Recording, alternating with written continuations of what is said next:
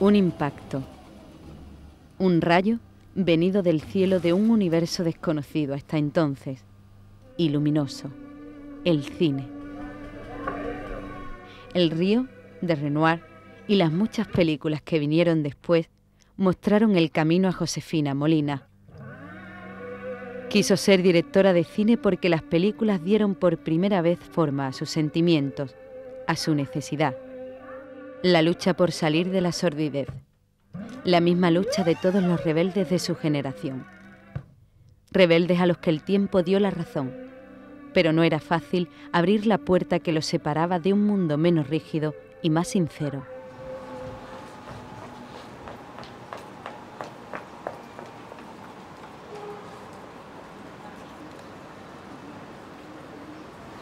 Era un tiempo tan gris, tan insulso, tan poco atractivo. Y todo el mundo vivía un poco en medio de una hipocresía muy grande, porque eran como dos caras, había que tener como dos caras o tres dependía. Era una cosa tan densa y tan turbia. Por una parte, el respeto enorme a las formas y después, en fin, la desobediencia de las normas subrepticiamente, más absoluta, ¿no? El tío que tenía una querida, el otro tal. ¿Sí? Y sobre todo el respeto a la norma social, eso era fundamental, eso era sagrado. Las cosas estaban bien como estaban y por lo tanto no había toda persona que se saliera de lo que era la norma, pues realmente estaba cometiendo un verdadero atropello, ¿no? Porque cualquier cosa de eso era un atropello contra ellos, ¿no? Lo vivían como...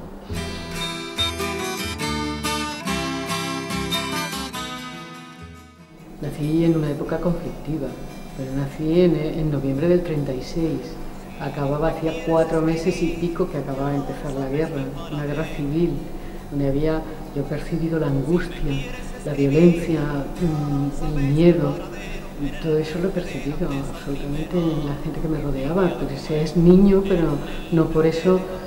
Un niño tiene las antenas desplegadas para absorberlo todo, que es lo que va construyéndole por dentro, ¿no? Si tú quieres comer bien para huir en buena forma,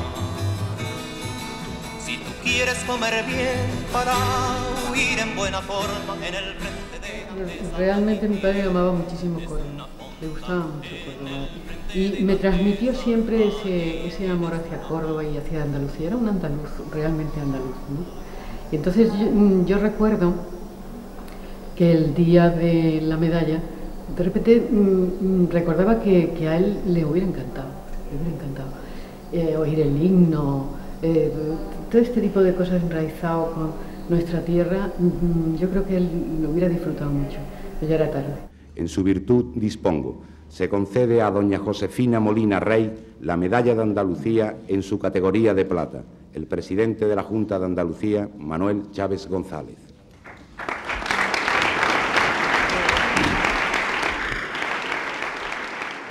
Su padre era comerciante, la madre se ocupaba de las tiendas, la niña Josefina la ayudaba con frecuencia.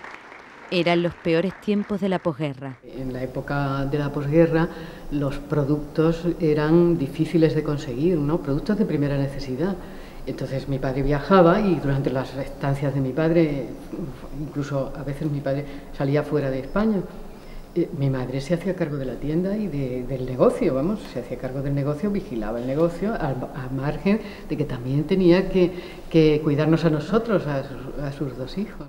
Mi madre me subía, claro, como era muy pequeña, me subía al mostrador y allí pues yo me iba. Había una cosa que me encantaba, el ruido de la caja registradora, las conversaciones que mi madre tenía en voz baja. Como mi madre no quería que saliéramos a la calle a jugar, se reunían los amigos de mi hermano, nos reuníamos en el comedor de casa y allí sobre la mesa se ponía el cinení y con una sábana en la pared se ponía y allí pues veíamos la Cenicienta y veíamos partes de Blancanieves dibujados.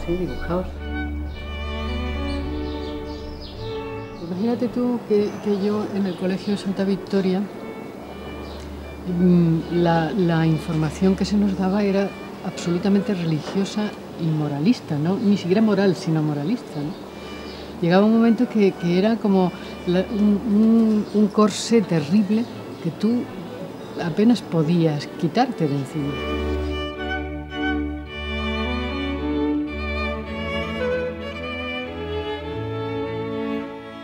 Era un proceso que tú sabías que había una diferencia entre lo que se decía que había que hacer y lo que se hacía en realidad, ¿no? Entonces eso te induce a poner en cuarentena lo que te han dicho. Entonces llega un momento que un adolescente corta por lo sano.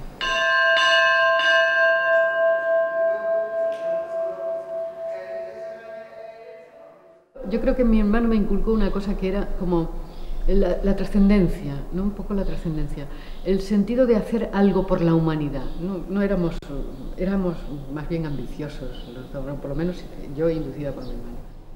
Josefina no cesaba de intentar abrir nuevos espacios de libertad junto a otros jóvenes cordobeses con inquietudes.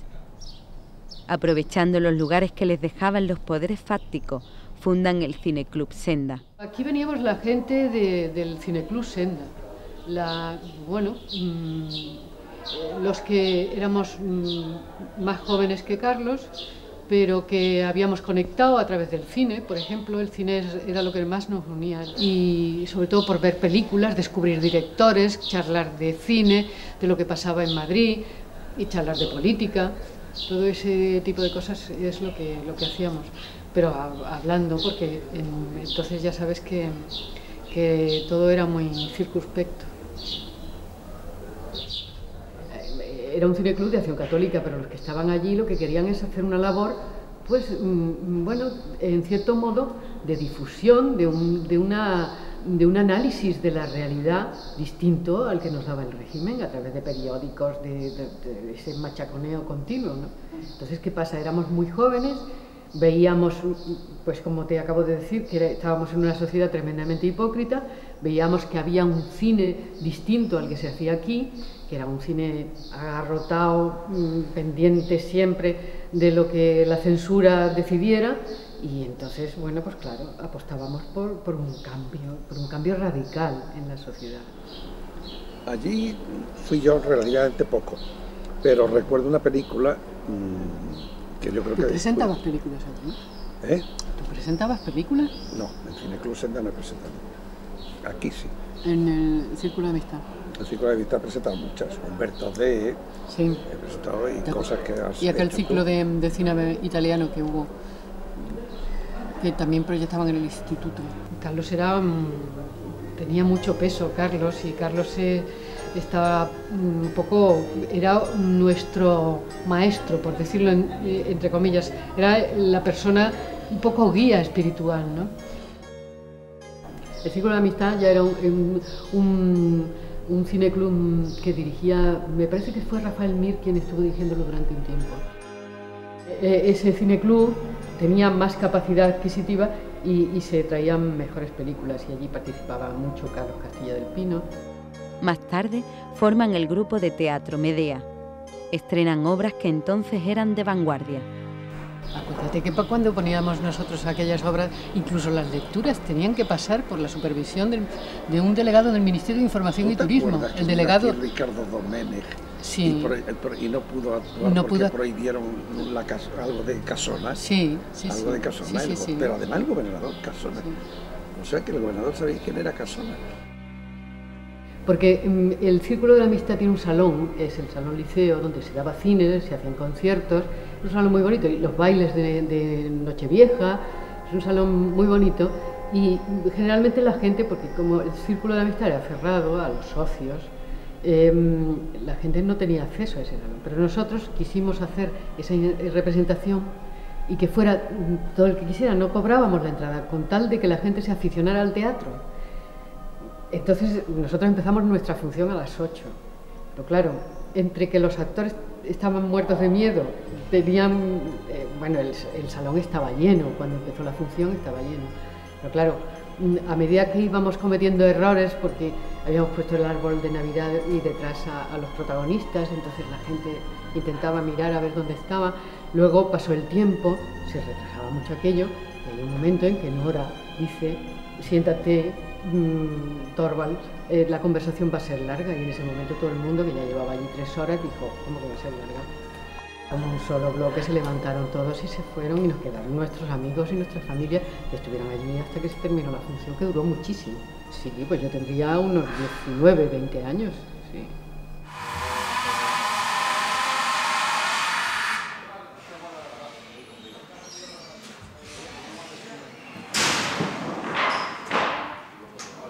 Con algunos embustes, consigue permiso para estudiar en Madrid.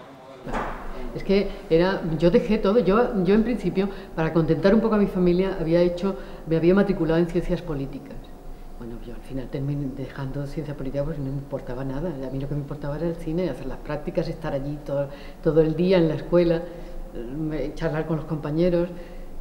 Era un momento de iniciación, ¿no? En mi vida, ¿no? Su ingreso en la escuela de cine estuvo lleno de suspense. Para superar la prueba de ingreso, fue entrevistada por uno de sus ídolos, Luis García Berlanga.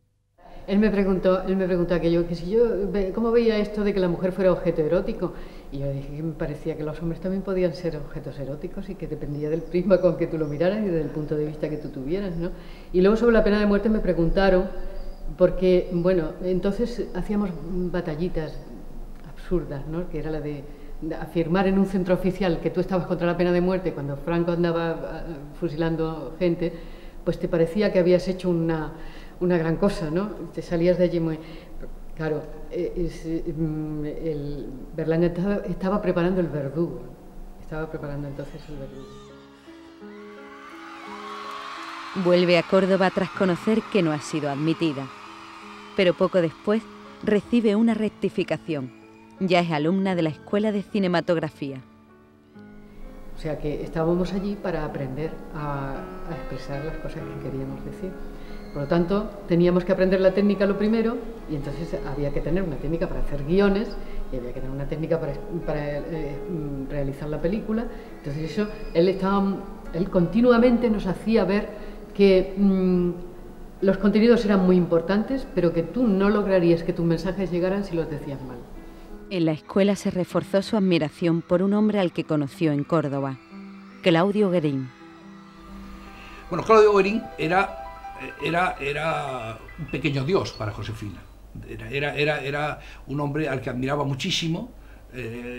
Yo creo que en aspectos personales y en aspectos profesionales. Se conocían desde hace mucho tiempo, pertenecían a este mundo andaluz, etcétera, etcétera, etcétera. Yo he visto fotos de ellos siendo muy jóvenes. Era un hombre de un extraordinario talento. Yo creo que tenía una cosa, Claudio, que a mí me fascinaba mucho, que era de los que menos se quejaban. Todos los jóvenes nos quejábamos muchísimo. Decíamos, es que no te dejan hacer nada, no sé qué. Pero al final siempre llegaba un momento en que tiraban la toalla, y la vida tiene sus imposiciones, naturalmente, y entonces entraban en otra dinámica en que perdían sus sueños, perdían sus inquietudes y se adaptaban al terreno.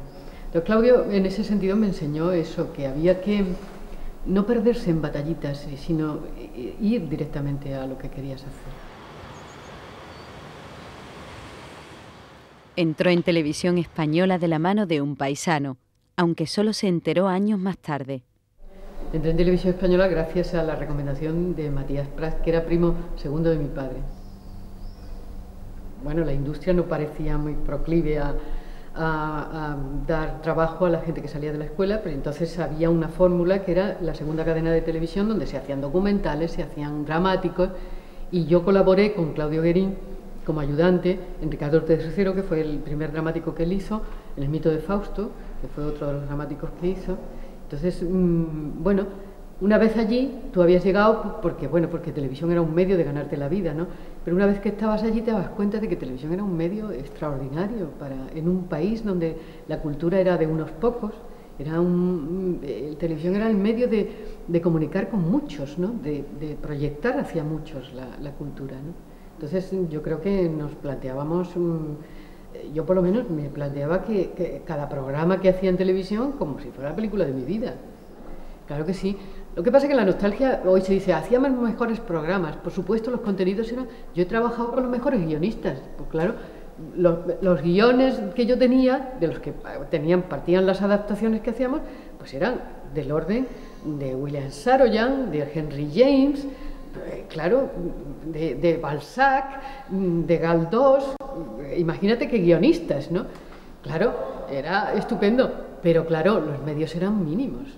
Yo recuerdo algunos decorados y eran terribles, y los medios no se podía hacer determinadas cosas, las cámaras pesaban muchísimo, se hacía con 3 cámaras simultáneas, tener 4 cámaras ya era una cosa solamente para las estrellas, de los realizadores estrellas. Claro, yo no tengo ninguna nostalgia, porque entonces ahora lo que siento es que nosotros no dispusiéramos de los medios para lograr unos efectos visuales que para nosotros estaban vedados. El día anterior al comienzo del rodaje de su primer largometraje, Josefina Molina recibió el que tal vez fue el peor golpe de su vida. Claudio Garín yo creo que murió la víspera, pero creo recordar, estaba rodando una película que creo recordar también que se llamaba La campana del infierno, o Las campanas del infierno, en Galicia, creo recordar también, y se cayó de un campanario. Se cayó de 23 metros de la torre de Noya. Yo recuerdo, la recuerdo en su casa, llorando desconsoladamente y sin pronunciar palabra. O sea. Pues habíamos visto, habíamos tomado un café, se fue, se iba por la tarde a Galicia y a los 2 días se cayó de la torre. Yo creo que para ella la muerte de Claudio Guerín fue tan terrible, le costó tanto superar aquella pérdida, que se convirtió después en otra mujer absolutamente distinta, hasta físicamente. Yo recuerdo el rodaje de mi primera película como una pesadilla, ¿no? Y no lo recuerdo casi bien porque yo tuve que tomar muchos tranquilizantes y muchas para relajarme. En eso me ayudó mucho Fernando Fernán Gómez, que era el protagonista, que era un hombre no excesivamente afectuoso, pero sí un hombre que te ayudaba en los momentos que tenía que ayudarte. Yo creo que se comportó muy bien conmigo. Era tarde para su costumbre. Pero al abrir las contraventanas... Que la víspera del estreno, en el ensayo general, que fue como a las 2 o a las 3 de la mañana del día anterior, en el patio de butacas había una serie de personas, Josefina y yo y una serie de personas. Entonces, y Lola haciendo la función. Y entonces al acabar estaban todas dormidas. Se habían dormido todas, menos Josefina y yo. Entonces yo recuerdo, pues tantas dormidas. Y entonces esto nadie se explicaba. ¿Y esto para qué hacéis esto? Pues esto es una cosa, ¿cómo? O sea, una señora hablando hora y media con un muerto y vosotros creéis, ¿para qué hacéis esto? O sea, la adaptación la hicimos entre Sámano y yo y procuramos que... Bueno, era el momento de la transición y Delibes había hecho un retrato, vamos, la foto fija del franquismo, ¿no? Porque el pensamiento de Carmen Sotillo es franquismo puro, ¿no? Y entonces, claro, nos sonaba tanto a lo que habíamos oído durante toda nuestra vida, ¿no? En 1980 se embarca junto al productor Pepe Sámano en una aventura insólita en aquel momento. Empezamos grabando cintas de magnetofón, en un magnetofón, ella contando cosas y nosotros intentando algo que a mí siempre me ha fascinado mucho, que es mezclar la ficción y la realidad, ¿no? O tratar la realidad de una manera como ficción. Y un día estábamos comiendo los 3, Lola, Josefina y yo, y Lola empezó a contar la influencia que el personaje de Carmen Sotillo, que es la protagonista de 5 años con estaba ejerciendo sobre su vida y la crisis en la que estaba sumida. Yo recuerdo que sí, como Lola empezó a hablar, nosotros estábamos viendo, y hubo un instante en el que Josefina y yo nos cruzamos una mirada, y al cruzarnos una mirada dijimos, aquí está la película. Entonces, bueno, pues trabajamos mucho, fue una película que la preparamos muchísimo. Y luego fue una película muy valiente por parte del productor, porque nosotros empezamos a grabar esa película sin tener la seguridad de que iba a convertirse en película. Simplemente aprovechábamos el material. Es verdad que no tiene guión, no hay guión de ningún tipo, ¿no? No existe de ningún tipo. Se hizo en la moviola el guión. Entonces nosotros hicimos un tinglado y construimos un camerino con espejos, que por un lado eran espejos y por el otro lado eran transparentes. Pusimos 8 cámaras. Esta tarde Juana me ha dejado en la puerta del teatro. Sin avisar, hoy miércoles 16 de septiembre Daniel ha venido a verme. Hacía por lo menos un año que no nos veíamos. Pasó al camerino entre función y función. Y mientras yo cenaba hemos hablado. Hemos hablado mucho. Pero Lola, yo ahí... Perdona un segundo que me voy a poner la comida y ahora continuamos. Sí. No, se me va a quedar fría la cena. Que, volviendo un poco al tema de que has tocado antes, de que si tu vida se condicionaba por nuestra separación o porque, no sé, pensabas, y mis hijos que dirán, no sé qué, no sé cuántos, qué pasará. Porque yo realmente, desde que tú y yo nos separamos tranquilamente... No, yo tengo que agradecerte el que nunca te has metido jamás, en mi vida, vamos, he intervenido en tu vida, y no solamente eso, sino que cuando me han hecho algún tipo de comentario, siempre mi respuesta inmediata ha sido, pues qué bien, y espero que sea muy feliz. Realmente creo que Función de Noche es una película única, pero única en el mundo. O sea, quiero decir, así lo he entendido, por ejemplo, en el Museo de Arte Moderno de Nueva York, que la estuvo exhibiendo no sé cuánto tiempo. No sé a las gentes de ahora, pero a las gentes de mi generación, esto, yo creo que desde que nacíamos estábamos condicionados. Yo soy de Valladolid. Yo no soy de Valladolid y también he estado condicionado hasta años bastante gorditos. O sea pero tú has tenido otra vida, Daniel, y tú eres hombre y yo soy mujer y... En fin, es muy distinto todo. Un poco apliqué la técnica que yo había utilizado en los dramáticos con varias cámaras al mismo tiempo. No me fue muy difícil por eso, porque tenía mucha experiencia en montar sobre la marcha. Es decir, nosotros en los platos de televisión trabajábamos con cámaras simultáneas y el montaje de la obra se hacía sobre los monitores.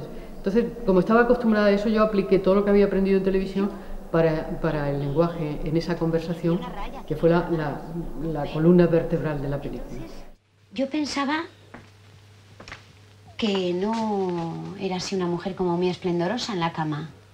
Y que entonces, pues que... Fíjate la estafa mía, que yo siempre que me lo han preguntado, he dicho siempre, la mejor mujer que yo he tenido en la cama ha sido Lola Herrera. Fíjate qué estafado soy. Y ojo, inexperto no soy. Tú pegabas unos gritos y las paredes temblaban. Fíjate qué estafado me siento, Lola.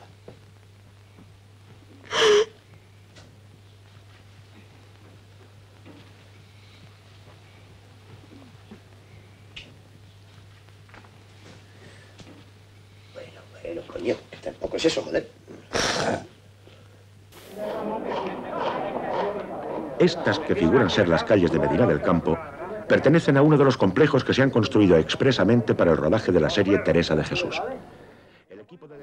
14 kilos perdí, solamente del susto que me llevé cuando me dijeron que tenía que hacer esa serie.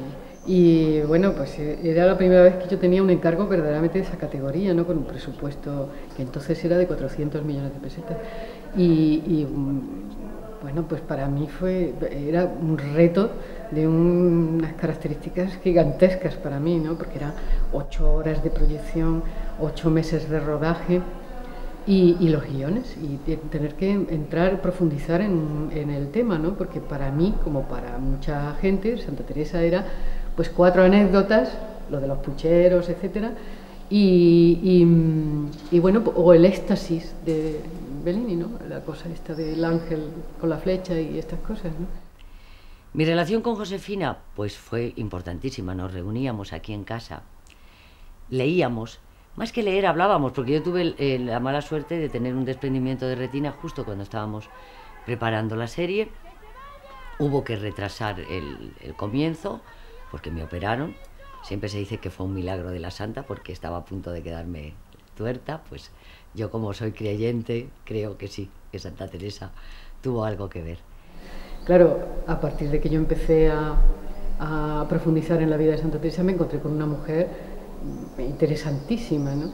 Una mujer que en el 16 ya había hecho cosas que hoy nos parecerían imposibles hacer en ese momento.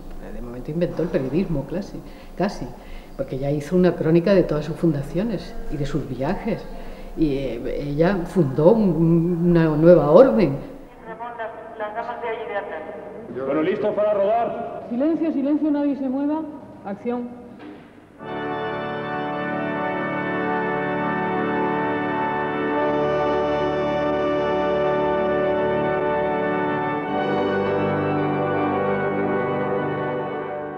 Josefina es una persona que impone, o sea, que su presencia, digo, aunque consigue las cosas toreando sin esfuerzo, ya con mucha suavidad, ella va llevando las cosas tal, impone o sea, su presencia impone autoridad. Si les pongo empedrado, dicen no, porque el frío aumenta. Si les limpio las calles, dicen no, porque el aire inmundo protege de la enfermedad. Si se apagan las hogueras del Santo Oficio, dicen no, porque el demonio anda suelto. El momento social que vivíamos, y político que vivíamos se parecía mucho a lo que Buero Vallejo había hecho con El soñador para un pueblo, con el personaje de Esquilache, ¿no? Esquilache, que era un hombre era un político no demasiado limpio, pero que en un momento determinado se comprometió con una idea que era la Ilustración, se comprometió con una idea y con un rey que era Carlos III para traer un poco de racionalidad a un pueblo donde la irracionalidad era la norma, ¿no? Claro, ese enfrentamiento se parecía mucho, en alguna medida, a lo que intentaban los socialistas en ese momento. Se parecía mucho y también en la respuesta de la gente, ¿no? Y de cómo la derecha manipulaba a unas determinadas espacios de la sociedad o estamentos de la sociedad en su beneficio, ¿no? Claro, realmente Esquilache no fue un gran político, pero sí fue un político que en unos momentos determinados confió en una idea y le puso todo y no se dio cuenta de que le estaban segando la hierba bajo los pies, ¿no?